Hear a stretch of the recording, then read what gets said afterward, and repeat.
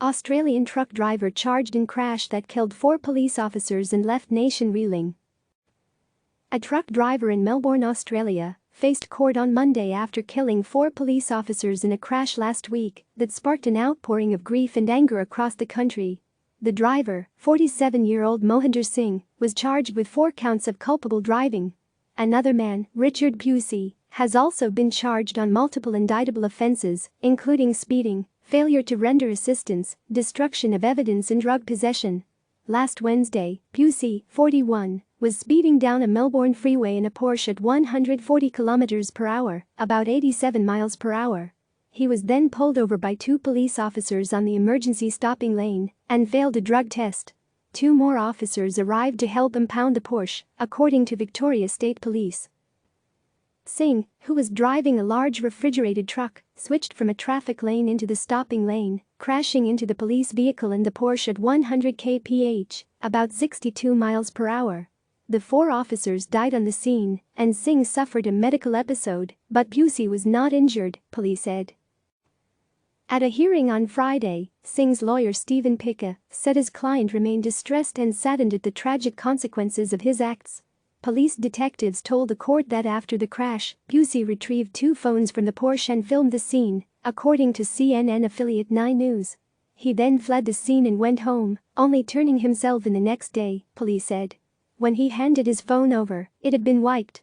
Police had initially suggested that Pusey shared photos of the scene on social media, but detectives at the Friday hearing said there was no evidence of this. The police's homicide squad and major collision units are now conducting an ongoing investigation. Singh is scheduled to appear in court on October 1, while Pusey remains in police custody and is set to appear in court in July. The deaths of the 4 officers, Lynette Taylor, Glenn Humphreys, Kevin King and Josh Presney, sent shockwaves nationwide. Taylor and King both leave behind spouses and children. Humphreys and Presney were both young new recruits. Presney graduated the police academy last December, and Humphreys graduated just last month. This was his first placement with the Road Policing Division.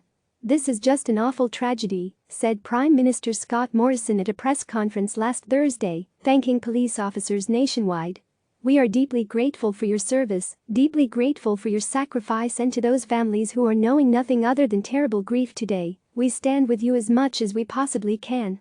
An online memorial page has received more than 142,000 messages of condolences, and Victoria Police have received a flood of calls and emails from well-wishers, both within Australia and globally, said Chief Police Commissioner Graham Ashton. People across Melbourne and the rest of Australia mourned the deaths this past week. The Prime Minister's office ordered all flags at government buildings to be flown at half-mast on Thursday, with many independent organisations following suit. The entire city of Melbourne was bathed in blue on Wednesday in tribute to the officers and the police force. People tied blue ribbons and blue balloons outside their homes, blue lights were shown onto the sides of buildings and inside subway stations, LED screens outdoors showed a blue display with the 4 officers' names.